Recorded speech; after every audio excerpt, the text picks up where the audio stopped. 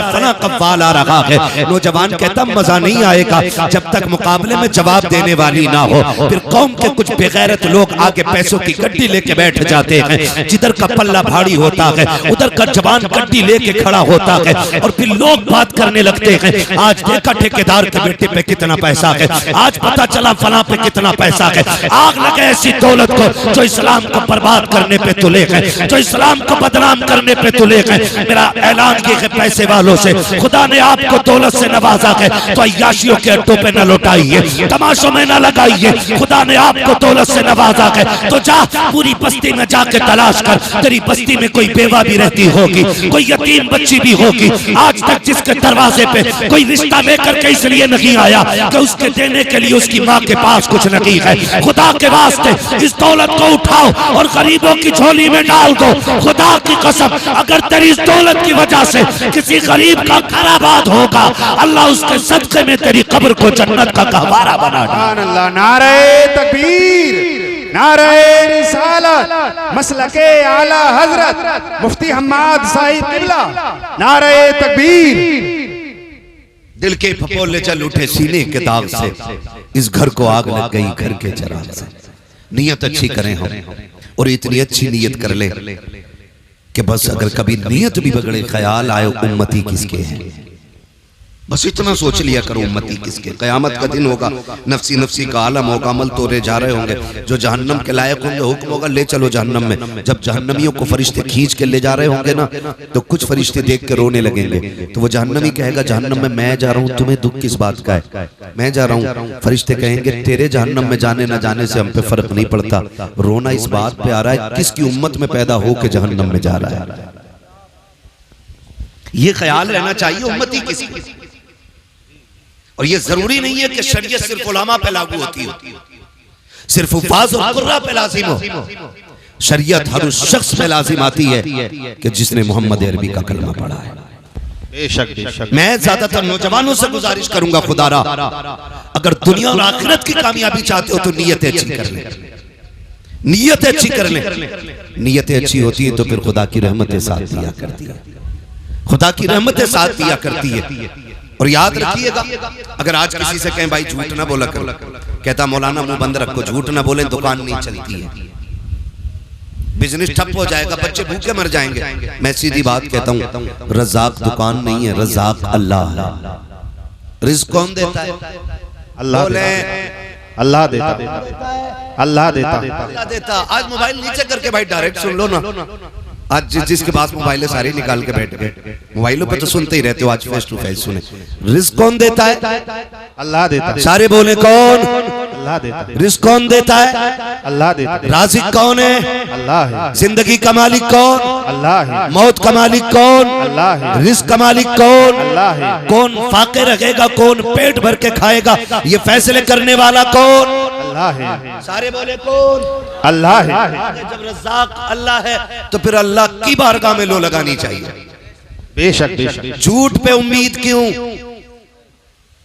मक्कारी पे उम्मीद क्यों? आज हालात क्या ऐसे नहीं है, जिस दुकान पे चले जाओ जो तोल के बेच रहा है वो 900 ग्राम दे रहा है जी, बेशक। और जो तोल के ले रहा है वो 1050 ग्राम ले रहा है। हक बात। ये हमारे तराजू की कंडीशन है। नापने पे आ जाओ, अगर नाप के बेच रहे हैं तो 90 सेंटीमीटर ले रहा है तो 10 सेंटीमीटर ज्यादा। बाट उठा के तोलने लग जाओ तो 1 किलो के बाट में 950 ग्राम। और अगर कोई अदद की बुनियाद पे बेच रहे, गलत नहीं कह रहा हूं, आमों का जमाना आने वाला है, आगे पीले पीले रखते हैं, पीछे काले पीले रखते हैं। आपने सामने से देखो बड़ा अच्छा आम है यार, ले ले। हाँ क्या रेट है? 80 रुपए किलो का दे, एक आगे से 3 नीचे से। अगर खरीदने वाले ना ऐसे नहीं दूंगा। कंडीशन ये कि नियतें बिगड़ गई।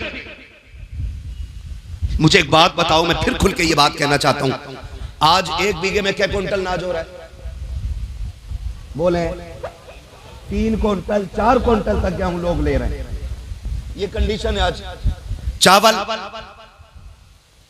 किसानी से ताल्लुक रखने वाले लोग हैं यार, डर क्यों रहे हो? धान क्या क्विंटल बीघे तक का हो जाता है? 3 क्विंटल, 4 क्विंटल, 5 क्विंटल तक हाथ उठाए। शुक्र है किसी ने 10 का नहीं उठाया है, वरना लोग सारे पहुंच जाते। बीज का नाम हमें भी बताते, ठीक है ना। 4 क्विंटल तक आज फसल ले रहे हैं। एक दौर वो था कि 3 बीघे में 1 क्विंटल नहीं निकलता था। हक बात। ये सफेद बालों वाले लोग बैठे ये बताएंगे कि जब 3 बीघे में 1 क्विंटल निकलता था तब किसी को फाके की शिकायत नहीं थी, तब किसी को तंगदस्ती का एहसास नहीं था। आज 4 क्विंटल बीघा निकल रहा है, जिससे भी मेरा दुआ करो हालात अच्छे नहीं है, दुआ करो हालात अच्छे नहीं है। आखिर हुआ क्या कि जब हमारी खेतियों के अंदर 1 क्विंटल 3 बीघे में होता था हम सुकून से रहा करते थे। जब से 4 क्विंटल बीघा होने लगा के हमारे घरों से सुकून क्यों उजड़ता जा रहा है, हमें कोई सुकून क्यों नहीं मिल रहा है। खुदा के वास्ते कभी गौर करना, वो लोग गरीब जरूर होते थे लेकिन नीयत के सच्चे लोग होते थे। किसी के 1 रुपए नहीं लाखों रुपए पे नीयतें खराब नहीं करते थे। पहले का दौर इतना खूबसूरत था कि सोना भी पड़ा होता था तो किसी की नीयत खराब नहीं होती थी। आज कंडीशन ये कि मस्जिद में 100 का नोट गिर जाए फिर ढूंढने पे नहीं मिला करता है। आज मस्जिदें सलामत नहीं है, उनके दरवाजे सलामत नहीं है। आज की कंडीशन ये है अगर कोई ठंडे पानी का इंतजाम कर दे, गिलास रखते हैं हर दूसरे दिन गायब हो जाता है। मजबूरी के तहत जंजीर से बांध के रखना पड़ता है। मैं पूछना चाहता हूँ हमने किस नबी का कलमा पढ़ा है? हम कौन सी कौम कहलाते हैं? हमारी मस्जिदों के दरवाजे महफूज नहीं है, हमारे समरसेबिल महफूज नहीं है, हमारे मस्जिद के दरवाजों पे रखे हुए फ्रिज महफूज नहीं है। फिर किस मुंह से कहते हैं हम जन्नती है? याद रखिएगा जन्नत तेरे मेरे बाप की जागीर नहीं है। जन्नत उसे मिलेगी जिसे मुस्तफा अता करेंगे और मुस्तफा उसे अता करेंगे जो मुस्तफा के तरीके पे जिएगा। इसलिए बरेली से आवाज आती है आज ले उनकी पनाह, आज मदद मांग उनसे, कल न मानेंगे कयामत में अगर मांगे। नारे तकबीर, नारे रिसालत, मसलके आला हजरत मुफ्ती हम्माद साहिब किबला, नारे तकबीर। वाह क्या बात है हजरत, बहुत खूब। इसलिए मेरे भाई नीयत अच्छी करें, नीयत अच्छी करें, अल्लाह बेहिसाब बरकत अता फरमाएगा। सबसे ज्यादा जरूरी है नीयत अच्छी करें। आज तो माफ कीजिएगा खेत में भी जागा तो ऐसे मैंड काट रहे हैं कसम से पता ही नहीं चलता कटी किधर से। कुछ तो जादूगर होते, पानी दिया फटाक से गिर गई। खेत में पानी लगने की देर है मैंड गिर जाती। और क्या दिखाइए भाई हमने काबड़ा कहाँ मारा, अब बताओ कहाँ मारा। पता चला मैंने एक बड़े जानकार बंदे से पूछा ये कैसे गिरती है, बताया ये नीचे नीचे से खाली कर लेते हैं। नीचे पानी दिया फट से गिर गई वो, फिर इतना बढ़ गया 4 अंगल खेत, फिर 4 अंगल खेत। इसमें बरकत, इसमें बरकत नहीं होगी, बोले सारे इसमें बरकत नहीं होगी, नहीं होगी और होगी ही नहीं। इसलिए कि बरकतें देने वाला अल्लाह है ना। अगर ये सोचते हो ना कि मैंड से बच्चे पलेंगे, मैंड से बच्चे पलेंगे तो अल्लाह उन्हें भी रिस्क देता है जो पत्थर के अंदर होते हैं। बेशक कीड़ों को भी अल्लाह रिस्क अता फरमाता पत्थर के अंदर। तो क्या हमें रोजी नहीं दे सकता? जी दे सकता है कि नहीं दे सकता, वो रोजी हमें भी दे सकता है। नीयत अच्छी नहीं, और नीयत अच्छी हो तो खुदा की कसम फिर देखे इस्लाम आज भी आगे बढ़ता नजर आएगा। सिर्फ नीयत अच्छी होनी चाहिए, नीयत अच्छी होनी चाहिए। मैं फिर वो बात दोहराऊं कि दिल्ली की जामा मस्जिद का वाकया है ये। दिल्ली की जामा मस्जिद पे फकीर बैठा हुआ था। आज तो बड़ी पगड़ी वालों की नीयत अच्छी नहीं है, आज तो बड़े जुब्बो दस्तार वालों की नीयत अच्छी नहीं है ना। फकीर था, जामा मस्जिद की दिल्ली की सीढ़ियों पे बैठा था। अब चूंकि एक खूबसूरत जगह हमारे मुल्क में तारीखी जगह जामा मस्जिद भी है, ठीक है। यहाँ पे जितनी भी तारीखी मकामात हैं शुक्र है वो सारे मुसलमानों के हैं, सारे मुसलमानों के, क्योंकि हिंदुस्तान मुसलमानों का है, मुसलमान हिंदुस्तान के हैं। बेशक ये बात याद रखिएगा। हमें कभी कोई यहां से अलग नहीं कर सकता, यहां से अलग नहीं कर सकता, नहीं कर सकता है। ये जितनी भी मुश्किलें आ रही है ना, ये हमारे अपने ही चापलूस मुसलमानों की वजह से आ रही है। जी जो दलाल टाइप के मुसलमान है ना, उनकी वजह से आज उम्मत पे परेशानी आ रही है। बेशक वरना डॉक्टर इकबाल ने कहा था टल न सकते थे अगर जंग में अड़ जाते थे, पैर शेरों के भी मैदान से उखड़ जाते थे, दश्त तो दश्त है दरिया भी न छोड़े हमने, बहरे जुल्मात में दौड़ा दिए घोड़े हमने। ये हमारी तारीख रही है। आज 500 रुपए मुसलमान बिक जाता है, झूठी गवाहियां दे देते हैं अपने भाइयों के खिलाफ, झूठी गवाहियां। क्यों? 500 रुपए में तेरे बच्चे पल जाएंगे? क्या गुजारा 500 रुपए में हो जाएगा? अगर गुजारा 500 रुपए में हो तो मुझसे 5000 ले जा, लेकिन अहद कर कभी किसी मुसलमान के साथ गद्दारी नहीं करनी। रोना आता है इन बातों को लेकर के। आज हम किस मकाम पे खड़े हैं? आज हमारे मज़ारों की कंडीशन ये है, डीजे डांस तमाशे सारे हो रहे हैं, उम्मत की बेटियों की आबरू लूटी जा रही है, लेकिन मज़ार के सज्जाद खान को गैरत नहीं आ रही है। उनको तमाशे चाहिए, उनको वहां पर कव्वालियां और ढोलक चाहिए। मैं पूछना चाहता हूँ, कव्वालियों के नाम पे पैसों में आग लगाने वालों, कितनी बेटियों को आज कॉलेज के आगे नकाब उतरवा करके उनकी बेआबरू, उनकी इज्जतों के सौदे हो गए। कितनी बेटियों को एग्जाम हॉल में नहीं जाने दिया जाता क्योंकि वो नकाब के अंदर है। कितनी बेटियों को स्कूल के दरवाजे से लौटा दिया गया क्योंकि वो गैरत वाली बेटी बन करके गई है। हमारी कौम के अंदर तमाशे देखने वाले भी हैं, कव्वालियों पर नाच देखने वाले भी हैं, लेकिन आज तक किसी को ख्याल नहीं आया है कि इन बेटियों की लुटी हुई आबरूओं को कैसे बचाया जाए, इनके पर्दों की हिफाजत कैसी की जाए। खुदा के वास्ते बंद करो ये तमाशे। जितने पैसे तमाशे पे लगाते हो उन पैसों को उठा करके बच्चियों के लिए किसी स्कूल का निर्माण करो, किसी कॉलेज का आप वजूद कायम करो, ताकि हमारी बेटियां गैर के दरवाजों की मोहताज ना रखे। ऐसे स्कूल बना दो कि जहां पढ़ने वाली भी गैरत वाली बेटी हो और पढ़ाने वाली भी मोहम्मद अरबी के दर की कली।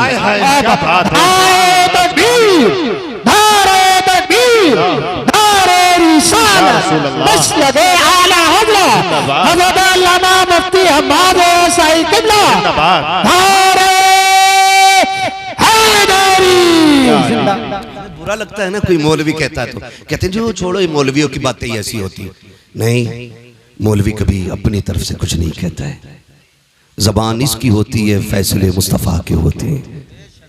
हम अपनी बात करते तो हमें कौन बैठा के पूछता, कौन हमसे सुनता? नहीं जी, अपने उलमा की आप कदर करें, कदर करें। क्या हमारी कौम में ये बेरारवी नहीं?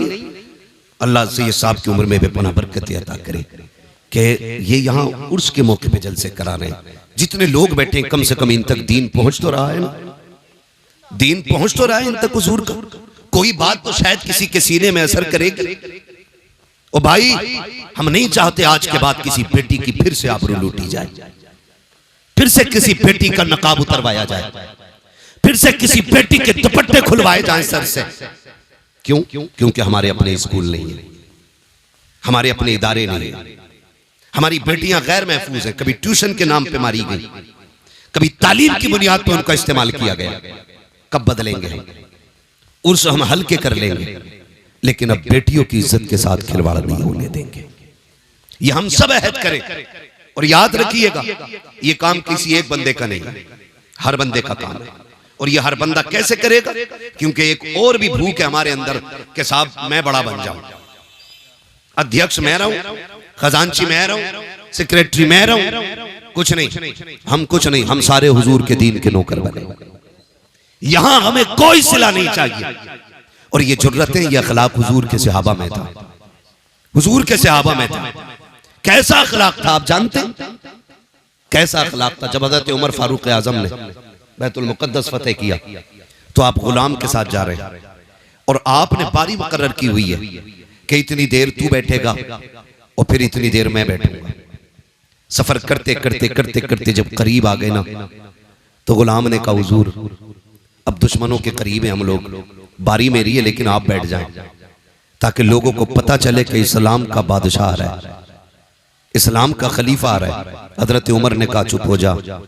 फरमाने लगे इज्जतें खिलाफतें ऊंची कुर्सियों में नहीं है, इज्जतें अल्लाह ने मोहम्मद अरबी की गुलामी में रखी हुई है।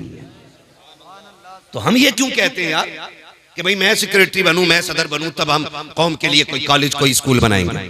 नहीं, आपके इलाके में आपकी बस्ती में जो सबसे बड़ा आलिम है ये जिम्मेदारी उसकी लगा दे। अगर वो चला भी जाए तो फिर जो उसकी कुर्सी पे बैठे कि अब तेरी जिम्मेदारी है, इसलिए कि उलमा आते जाते रहेंगे, दीन हुजूर का कयामत तक बाकी रहना है। आप तालीम का इंतजाम करें। मान लीजिए एक भाई ने बहन की आबरू के लिए उसके हाथ पीले करने के लिए 10 साल सऊदी में काट दिए और हमारी बेटी किसी गैर मुस्लिम के साथ मुंह काला करके भाग गई, तो ऐसी 10 साल की कमाई का इज्जत बचा पाएगी? बोले बचेगी खानदान की इज्जत, बचेगी गांव की इज्जत? नहीं। पूरी नस्ल की नाक कट जाया करती है। क्यों ना उसी कमाई का 1 साल का हिस्सा हम उठा के ऐसी जगह लगाएं जहां इज्जतें बचती भी रहें, इज्जतें बढ़ती भी रहें। सुभान अल्लाह। ये हमारी आपकी सबकी जिम्मेदारी होनी चाहिए। लेकिन नहीं, ये सोचे तो वो सोचें जो इज्जतदार हों, जिन्हें इज्जत से मतलब ही नहीं है, जिनकी बेटी के दामन पे 70 दाग भी होंगे तो वो जहेज का लेप लगा के हर बेटी को भी आने की ताकत रखते हैं। ये फिक्र तो उस गरीब को होती है ना जिसके पास इज्जत के सिवा कोई दौलत नहीं होती है।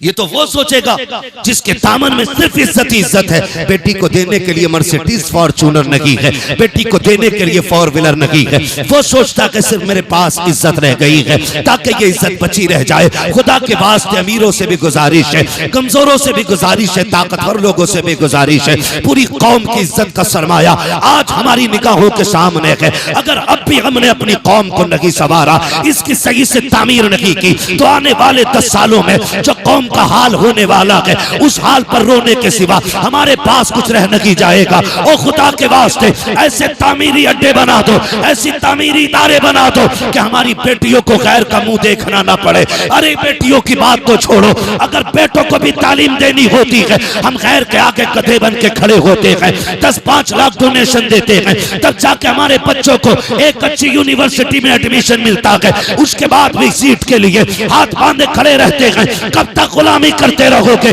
कब तक दूसरों के तलवे चाटते रहोगे? बंद करो ये तमाशों की महफिलें, आगाज करो तालीम के मयार इदारों का, और ये जमाने को बता दो हम मोहम्मद अरबी के गुलाम हैं, ना कल किसी के मोहताज थे, ना आज किसी के मोहताज हैं। खुदा ने मुस्तफा के गुलामों को वो ताकत बख्शी है कि हम जब चाहे जहां चाहे वहीं से खड़े होकर के अपनी कौम की मयार का आगाज कर सकते। वाह वाह। नारे तकबीर, नारे रिसालत, बस लगे आला हज़रत जिंदाबाद जिंदाबाद। तो याद रखें, क्या कह रहे हैं मुफ्ती साहब? दीन की जिम्मेदारी हर मुसलमान की है। मिंबर से लेके नीचे तक, पीर से लेके मुरीद तक, उस्ताद से लेके शागिर्द तक, बाप से लेके सलामत रहे, बाप से लेके बेटे तक, सब पे लाजिम है। और दीन की जिम्मेदारी सबको करनी चाहिए। पूरी कोशिश रहे जिस जगह पे बैठे हो ना, मैं बड़े फख्र से कहता हूँ इस जमीन पे ना आज सिलसिले कादरिया, चिश्तिया, नक्शबंदिया, सोहरवर्दिया, चारों बड़े सिलसिलों का फैजान जारी हो सारी है। जिस जमीन पे आज बैठे हो, ये चारों बड़े सिलसिले आज यहाँ एक संगम बना हुआ है। यहाँ पे कादरी सिलसिले का फैजान भी है, यहाँ नक्शबंदी का भी है, सोहरवर्दी का भी है, सिलसिले चिश्तिया का भी है, चारों सिलसिलों का फैजान जारी है। मैं आपसे एक बात कहूँ, आप अगर तारीख पढ़े ना, तारीख में बहुत बड़ा नाम सरकार मुजद्दिद अल-फैसानी का नाम है। समझ रहे मेरी बात?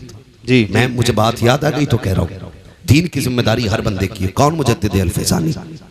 जब अकबर जैसा मनहूस बंदा खड़े होकर के दीन इलाही की बुनियाद डालता है, और याद रखिएगा दुनिया को बता दो, और आप भी ईमान मजबूत कर लें कि ये इस्लाम है, लावारिस नहीं है। जब जरूरत पड़ेगी अल्लाह फिर से कोई सलाहुद्दीन अय्यूबी पैदा फरमाएगा, फिर से इसी इस्लाम के अंदर मुजद्दिद अल-फैसानी आएगा। आप देखना ये दीन लावारिस नहीं रहना है। इस दीन पे मुस्तफा का बड़ा खास करम है। समझ रहे ना मेरी बात? तवज्जो है सारे लोगों की। पढ़े मुजद्दिद अल-फैसानी को। अकबर ने दीन इलाही की बुनियाद रखी, माअज़ल्लाह उसने जो रस्में पैदा कर दी थी, हद तो ये हो गई थी कि लफ्ज़ मोहम्मद नाम रखने पे पाबंदी लग गई थी। मोहम्मद नाम रखने तक पे पाबंदी लग गई थी। बहुत सारी बातें हैं, अगर फर्दन फर्दन जिक्र करूं बड़ा वक्त लगेगा। उस पुरफतन दौर में अल्लाह ने मुजद्दिद अल-फैसानी को पैदा फरमाया। जब किसी में जरूरत नहीं थी अकबर की आंखों में आंखें डालने की, तब मुजद्दिद अल-फैसानी ने आंखों में आंखें डाल के कहा था, खबरदार अपना मनहूस नजरिया उठा ले, इस जमीन के ऊपर अगर लगेगा तो मोहम्मद अरबी का दीन बाकी रहेगा। हाय हाय क्या बात है। मोहम्मद अरबी का दीन बाकी रहेगा। ये मुजद्दिद अल-फसानी नजरिया पेश किया। और जब आपने ये सख्ती पेश की, ये सख्ती पेश की मुजद्दिद अल-फसानी ने, अकबर से कहा तेरा नहीं यहाँ हुजूर का दीन बाकी रहना। और फिर दुनिया ने देखा, अकबर गया, जहांगीर आया, जहांगीर आया, अल्लाह अकबर, फिर वही नजरिए और वो उसको बढ़ाना चाहता था। तो फिर मुजद्दिद अल-फसानी ने उसके खिलाफ जबान खोली, जेल डाला गया। जेल जेल क्यों जानते हो? अकबर के दौरे खिलाफत में सजदे ताजीमी को उसने जायज कर दिया था, जबकि दीन में सजदे ताजीमी हराम है। ठीक है जी, इस उम्मत में सजदे ताजीमी बोले हैं हराम है। आज जो पीर सजदे करवाते हैं ये खुल्लम खुल्ला हराम कर रहे हैं। और अगर इबादत का नजरिया हो तो फिर कुफ्र है। तो उसने सजदे ताजीमी की इजाजत दे रखी थी। मुजद्दिद अल-फसानी ने कहा नहीं हो सकता है, हम सजदा सिर्फ अल्लाह को करते हैं, बेशक बाकी किसी को सजदा नहीं करते। उसने कहा यार इसका एक बार सर झुक जाए, थोड़ा ही झुकवा दो, फिर कौम के लिए दलील बन जाएगा कि मुजद्दिद अल-फसानी ने सजदा कर लिया। कहा मैं बताऊं एक तरकीब? कहा उसने कहा चौखट छोटी कर दो। जब आएंगे ना शेख अहमद फारूक सरहंदी तो फिर गर्दन झुका के आएंगे और इतना ही काफी हो जाएगा। लेकिन दीवाने की नजरों को जहां देख रहा है, दीवाना खुदा जाने कहां देख रहा है। चौखट छोटी कर दी गई। मुजद्दिद अल-फसानी समझ गए कि ये चौखट छोटी क्यों हुई है। अल्लाह वाले भी अल्लाह वाले होते, लोग पहले सर बढ़ाते तो झुकना पड़ता, आपने पहले पैर बढ़ाया, सर सीधा रखा, अंदर आ गए। उसने देखा लो सर फिर भी नहीं झुका, उसे आया गुस्सा, उसने कहा जेल में डाल दो। किधर डाल दो? जेल में। इधर जेल में। आज लोग कहते हैं ना सच की बात न करना, जेल हो जाएगी।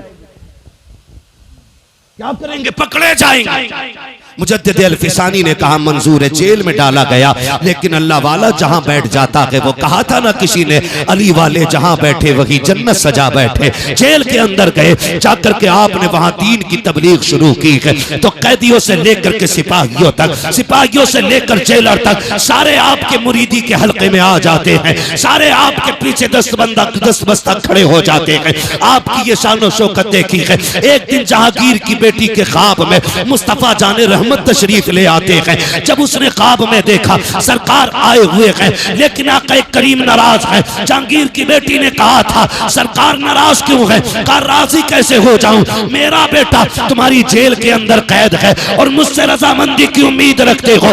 उसने बेटी ने उठ के सुबह बाप से कहा बादशाह वक्त सुन ले, रात मैंने मुस्तफा को ख्वाब में देखा है, आका का चेहरा उतरा हुआ था, सरकार गुस्से में थे और कह रहे थे मेरे बेटे को कैद में डाला है, इसलिए मैं तुमसे नाराज हूं। का खैरियत चाहते हो तो जल्दी से उसको कैद से आजाद किया जाए। जब ये खबर बादशाह ने हजरत मुजद्दिद अल-फसानी को पहुंचाई कि हम तुम्हें आजाद करना चाहते हैं, बाहर निकल आओ। अब अल्लाह वाले भी अल्लाह वाले होते हैं। आज के कैदी को खबर मिल जाए कि तुम आजाद कर दिए गए हो, कूदता हुआ दौड़ता है, फटाफट भागता है कि लो जी आजादी मिल गई है। मगर वाखरे मेरे मुजद्दिद, तेरे हौसले को सलाम, तेरी अजमत और रिफत को सलाम। बादशाह के वक्त कह रहा है तुम्हें आजाद कर दिया गया है, लेकिन मुजद्दिद अल-फसानी ने कहा था ना ना ना ना, मुझे आजादी नहीं चाहिए। का फिर का मेरी कुछ शर्तें हैं। का कौन सी शर्तें हैं? का पहली शर्त तो ये है कि जितने लोगों को तुमने हक बोलने की बुनियाद पे जेल में डाला है, मुझसे पहले उन्हें आजाद करना पड़ेगा, पहले उनको आजाद किया जाए। मेरी दूसरी शर्त ये है कि जो अकबर ने दीन इलाही की बुनियाद रखी है, उस बुनियाद को उखाड़ करके दीन मुहम्मदी को कायम करना पड़ेगा। बादशाह परेशान हो गया। उसने कहा इसके अलावा का ये शर्तें पूरी करो तब मुझे आजादी चाहिए, वरना मैं नहीं आ सकता। उधर जहांगीर के सामने मुस्तफा का चेहरा भी था, इधर बादशाह के वक्त के सामने मुजद्दिद अल-फसानी की शर्तें थी। उसको झुकना पड़ा और ये कहना पड़ा। बादशाह ने कहा था ओ मोहम्मद अरबी के गुलाम आजा, कुर्सी तो मेरी है लेकिन हुकूमत आज से इस जमीन पे तेरी चलाई जाए। सुभान, नारे तकबीर, नारे तकबीर, नारे रिसालत, नारे रिसालत, उर्से मुकद्दस, नारे तकबीर। सारे बंदों पे जिम्मेदारियां हैं दीन की, सारे अपनी जिम्मेदारी समझे। जहां जितना जिसका काम पड़ जाए और जितना हुजूर के दीन के काम कोई आ जाए, बस उतना ही अपने आप को खुश नसीब समझे। ये नहीं है कि आप हज करके आ रहे हो, 3 हज करिए, कह रहे अल्लाह का शुक्र है मौलाना इस साल में 6 उम्रे करें, 6 नहीं 8 कर ले। लेकिन अगर तेरे पड़ोस में कोई गरीब भूखा सो रहा है तो बता तेरे उम्रों का क्या बनेगा। मुझे बताना, अगर तेरे पड़ोस में कोई यतीम बच्ची गुर्बत की बुनियाद पे जिसके बाल सफेद हो गए तो अल्लाह क़यामत में तेरे उम्रों पे तुझे जन्नत का टिकट देगा। तुझसे पूछा नहीं जाएगा तेरे पड़ोस में एक बच्ची बूढ़ी हो गई थी, बाप नहीं था, यतीम थी, तो बताओ हिसाब कैसे बनना है। इन वलियों के आस्थाने पे आने का फायदा यह है कि हम इनकी जिंदगी को अपनी जिंदगी के साथ मिला करके देखें कि हमारी जिंदगी में और इनकी जिंदगी में कितना बड़ा फर्क है। मजार सबके नहीं बनते, मजार उनके बना करते हैं जो रब रसूल के मोहब्बत में दुनिया से बेपरवाह हो जाते हैं, जो अल्लाह और उसके रसूल के हो जाते हैं। मजार उनके बना करते हैं, मजार उनके बना करते हैं। नौजवान मेरे सामने बैठे हैं, गुजारिश है मेरी आपसे, रवैये अच्छे कर लें, हुजूर के दीन की मदद करें और जितना जिससे हो सके हुजूर के दीन के साथ खड़ा हो। ये आज की सबसे बड़ी जरूरत है। और आखिरी बात कह दूं, अपनी सफों में मोहब्बतें पैदा करो, झगड़ों से निकलो, इत्तेफाक पैदा करो। ये जो मेड़े काट काट के लड़ाइयां मार रखी हैं ना, ये जो बीघे और बीसों के झगड़े बंद कर दो। आज तक कभी किसी का भला पूरा नहीं हुआ है। बेशक 100 बीघे वाला भी गज भर कब्र में लेटा है, 2 बीघे वाला भी लेटा है। बता, अगर तूने 2 बीघा 4 बीघे किसी की मार के अगर जमीन बढ़ा भी ली तो तेरी कब्र में कौन सा अलग से तख्ता लगेगा। अगर जमीन की कसरत कब्र के रुतबे बुलंद करती तो मैं भी कहता 2-4 बीघे मेरे लिए भी हड़प लेना। लेकिन नहीं जानते हुए नामवर बेनिशां कैसे कैसे, जमीन खा गई आसमां कैसे कैसे, बड़े बड़े कब्रिस्तान में लेटे। अगर ये नशा ना उतरता हो ना दौलत का तो कभी कब्रें जाके देखो टूटी पड़ी है। फाथा तो बड़ी बात है, कोई मिट्टी डालने तक नहीं आ रहा है। कई कब्रों के तख्ते दिख रहे और कई कब्रों में हड्डियां नजर आती हैं। कभी कब्रिस्तान जाओ, क्या वो हमारी तरह नहीं थे? क्या उनके जमीन पे घर नहीं थे? क्या वो जायदादों के वारिस नहीं थे? क्या उनके पास जमीन और पैसे नहीं थे? सब था, लेकिन कब तक? जब तक सांस नहीं रुकी है। जिस दिन सांसों की माला टूटी और सांसें मोती बन के हवा में बिखर गई ना, समझ लेना फिर उसके बाद कुछ नहीं रह जाएगा। खाली हाथ आए थे, खाली हाथ जाएंगे, खाली हाथ जाएंगे। जाना है तो फिर नियत ये करो, दौलत भले कम हो लेकिन नेकी ज्यादा होनी चाहिए। करेंगे इंशाल्लाह। दौलत भले कम हो लेकिन नेकी ज्यादा रखिएगा। और अपनी कोशिश ये करें कि मुआशरे को बेहतर करें, बहन बेटियों को पर्दा सिखाएं, मुस्तफ़ा की शरीयत की पाबंदी सिखाएं। फरमाया गया या अय्युहल्लज़ीना आमनु उदखुलू फ़िस्सिल्मि काफ़ा, ऐ ईमान वालों पूरे पूरे इस्लाम में दाखिल हो जाओ। हमारा ज़ाहिर और बातिन इस्लाम जैसा होना चाहिए, मोहम्मद अरबी के जैसा होना चाहिए। तुम नहीं जानते, कुरान कहता है लतुसअलुन्ना यौमा इज़िन अनिन नईम, क़यामत के दिन एक एक नेकी के बारे में पूछा जाएगा। चल मैंने तुझे गाड़ी दी थी, बता इसका काम दीन में कितना लगाया तूने। मैंने तुझे साइकिल दी थी, इससे दीन का कितना काम किया तूने। मैंने तुझे बंगला दिया था, मैंने तुझे इमारतें दी थी, मैंने तुझे करोड़पति बनाया था, बता क्या किया तूने दीन के लिए। फिर हिसाब लगाना है, कितना पैसा तमाशे पे लगा के आए, कितना पैसा ढोल धमाकों पे लगा के आए, कितना पैसा रब के कुरान के लिए लगाया गया, कितना पैसा दीन के लिए लगाया गया। एक एक रत्ती रत्ती का हिसाब होना है। सारे फिर तैयारी करें अपनी अपनी। और इन बुजुर्गों से चूंकि हमारे पुराने रिश्ते रहे हैं, इसलिए कि अल्लाह ने वली अहले सुन्नत में पैदा किए हैं और अहले सुन्नत ही के अंदर अल्लाह ने अल्लाह वाले अता किए हैं। ये याद रखिएगा, इनसे हमें जुड़े रहना है और जुड़ने के साथ साथ इनकी जिंदगी पे फोकस करना है कि ये वली कैसे बने। क्या बेटे की शादी पे डीजे बजवाया था या बारात को खड़े होकर खाने खिलवाते थे? ये इनके मजार से आवाज आएगी बकलूल, विलायत डांस करने से नहीं मिलती है। विलायत रब को रात को रब की बारगाह में मुसल्ले पे खड़े होकर आंसू बहाने से मिला करती है। दिन में रोजे रखने से विलायत मिलती है, कुरान पढ़ने से विलायत मिलती है। ये सारी चीजें वो तब अल्लाह वली बनाया करता है। तो इसलिए मेरी गुजारिश है, बुजुर्गों की जिंदगी को अपनाओ, कुरान के करीब हो जाओ, मस्जिदों के करीब हो जाओ, मुसल्ले बिछाने के आदी हो जाओ, रब को रो के दिखाने के आदी हो जाओ। वक्त कट गया है, मौतें हो रही, अब तो होलसेल में हो रही हैं। पहले इक्का दुक्का होती थी, अब थोक में हो रही है। पूरी पूरी गाड़ी साफ हो जा रही। हाँ, बारात से लौट के आ रही थी गाड़ी, 9 मरे उसके अंदर। क्या है ये? क्या है? किसी बुजुर्ग से कहा था नसीहत फरमा दे, उन्होंने कहा था चल तुझे क्या नसीहत करे। कहा कभी जनाजे देखे? कहा हाँ। कहा जिसे जनाजों से नसीहत हासिल नहीं हो सकी उसे तकरीरों से क्या नसीहत मिल सकती है? जनाजे देखकर नसीहत हासिल करें। एक दिन हमें भी आना है। कह रहा जल्दी लेके चलो, मर गए फला साहब, जल्दी लेके चलो। इसे तू नहीं लेके जा रहा, ये तुझे लेके जा रहा है कब्रिस्तान। इसे तुम नहीं लेके जा रहे हो, ये तुम्हें लेके जा रहा है। और ये तुम्हें दिखा रहा है देखो आज मैं आया हूं, कल तुम्हें यहां आके लेटना है। एक बल्ब कमरे का फ्यूज हो जाए तो जब तक लाइट का इंतजाम नहीं कर लेता घुसता नहीं कमरे के अंदर। और कब्र वो ठिकाना जहां कोई कुमकुमा भी नहीं है, एक चिराग भी नहीं है। फिर अंधेरा होगा ना। डर क्यों रे? बोलो ना, अंधेरे का घर है ना, फिर चिराग जलाया हमने। तैयारी की कोई? क्या तैयारी की? जो होगा देखा जाएगा। मौलवियों की बातें ऐसी रहती हैं। मस्जिद से निकल के कह रहा है सब ठीक है, लेकिन इमाम साहब का पैर हिल गया था, इमाम साहब की किरात सही नहीं है, मजा नहीं आ रहा। मजा ये मस्जिद से निकल के कह रहा है। जिसे बिस्मिल्लाह याद नहीं वो इमाम की किरात को गलत कह रहा है। हाँ, और मालूम है ये क्या क्यों रहा है? मजा नहीं आ रहा।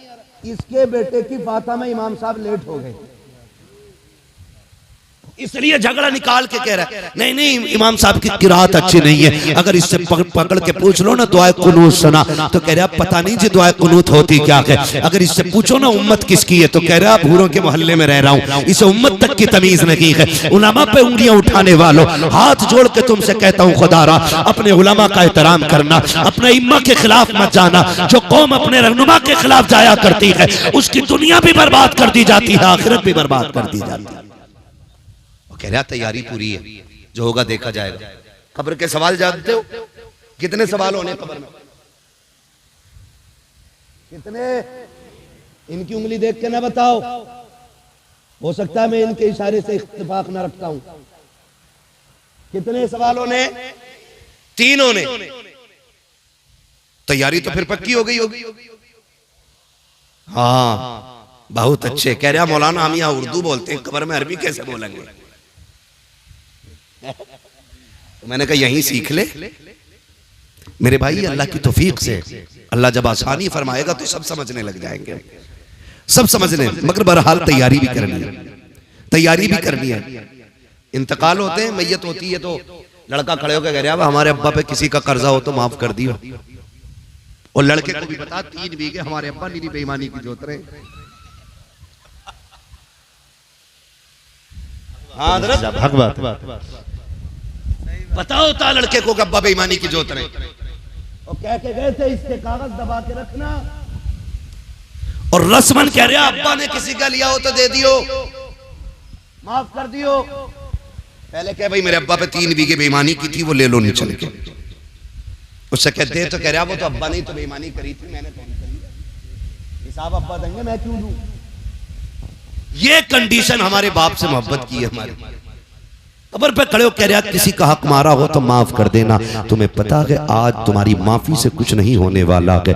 आज तुम जितने चाहो हाथ जोड़ लो, अब किताब बंद हो गई है, अब इसका रजिस्टर बंद किया जा चुका है। अब तेरी माफी से क्या होने वाला है? ये फिक्र तो मरने वाले को मरने से पहले होनी चाहिए थी। आज बेटा खड़े होकर कह रहा मेरे बाप ने किसी का दिल दुखाया हो तो मेरे बाप की तरफ से मैं माफी मांग रहा हूँ। खुदा के वास्ते तुम्हें पता है जरा बताओ तो सही, जब तेरे बाप ने पैसे वाला था, नेता था, उसने गरीब के चौक में थप्पड़ मारा था, उसकी इज्जत तो मिट्टी में मिल गई थी। आज उस थप्पड़ का जवाब तू क्या दे सकता है? उस थप्पड़ की कीमत क्या तेरे तो जुमले हो जाएंगे? तेरे बाप ने कल गरीब को अपनी सफ से उठा के कहा था ये तेरे बैठने की जगह नहीं है। जब दावत में अमीर और गरीब जगह बैठ करके खा रहे थे, तेरे बाप ने गरीब की कलाई पकड़ के कहा था वो देख टाट बिछा हुआ के यहाँ कैसे आके बैठ गया। वो जो सिल्लत उठानी पड़ी थी गरीब को, क्या तेरे दो जुमले उस गरीब की इज्जत के सौदे की भरपाई कर सकते हैं? आज जो रस्मन तुम कह रहे हो मेरे बाप से जो गलती हो गई है माफ कर दिया जाए,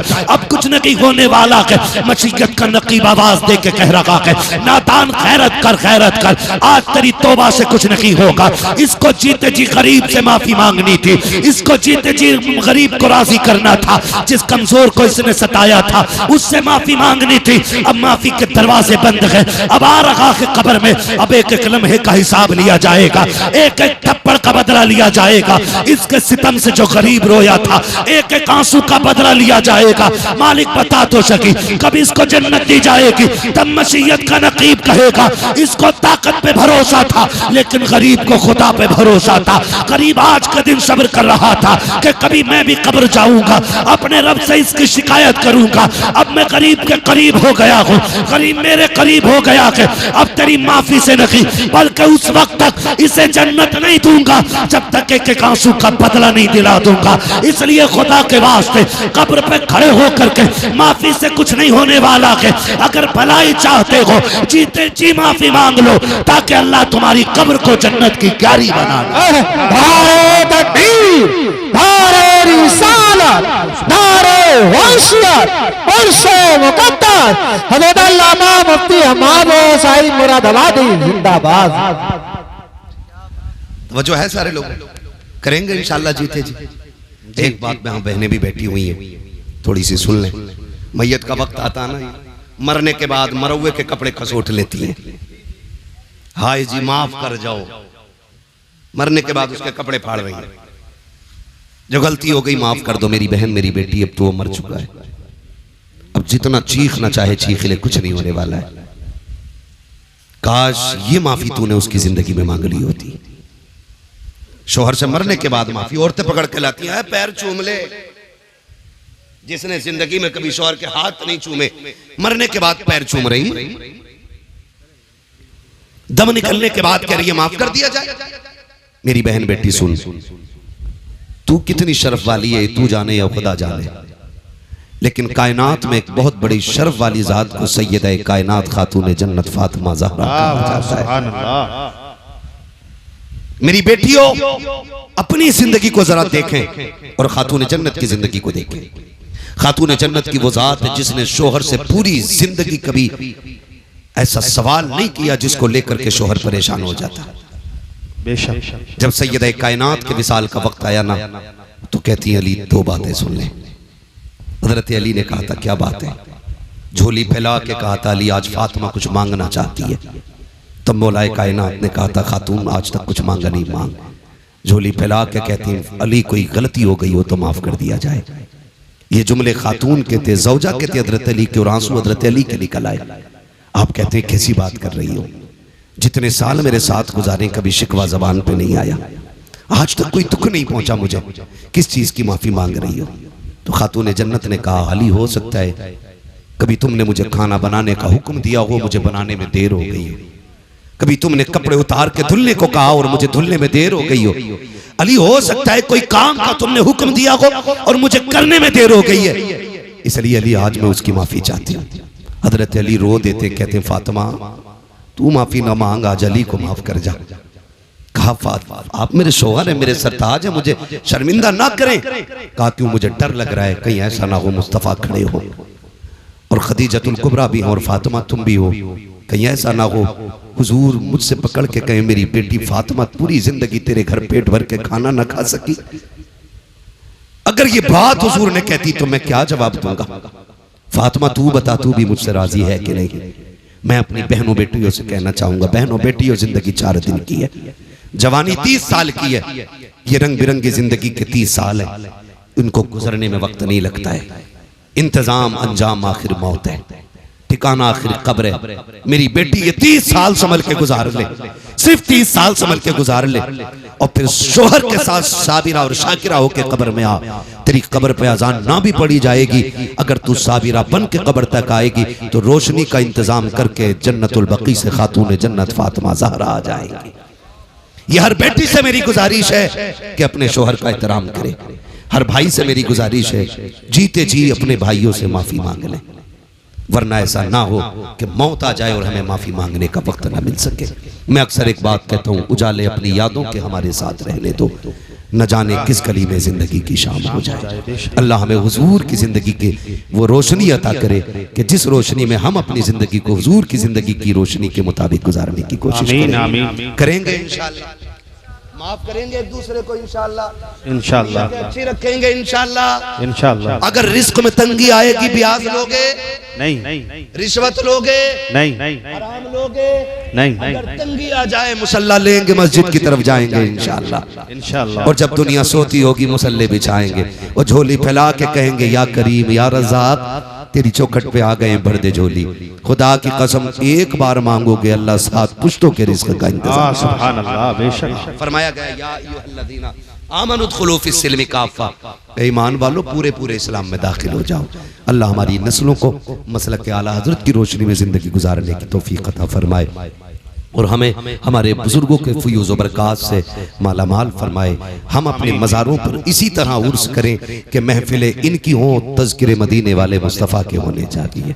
ऐसी ही खूबसूरत महफिलें सजाएं और जो लोग भी ऐसी महफिलों में जाते हैं जहाँ पे तमाशे हों, ढोलक हों, वो रातें बर्बाद करके आते हैं, ज़िंदगी तबाह करके आते हैं। अल्लाह हमारे नौजवानों को अक्ल सलीम अता फरमाए और हमारे मज़ारों के सज्जादगान को इसी तरह की समझ और इसी तरह की सूझबूझ अता करे कि उनके मज़ारों पे दुनिया भी तमाशे नहीं, मदीने वाले के जिक्र की महफिलें सजती रहे। बस जो हुए अगलात उनको माफ़ फरमाए रब्बे कायनात। जिंदगी ने दिया साथ, फिर होगी मुलाकात। चमन रहा फूल खिलेंगे, जिंदगी रही फिर मिलेंगे। मुसाफिर हम भी, मुसाफिर हो तुम भी, किसी मोड़ पर फिर मुलाकात होगी। सारे लोग कलमा शरीफ पढ़ लीजिए, ला इलाहा, और जोर से ला इलाहा।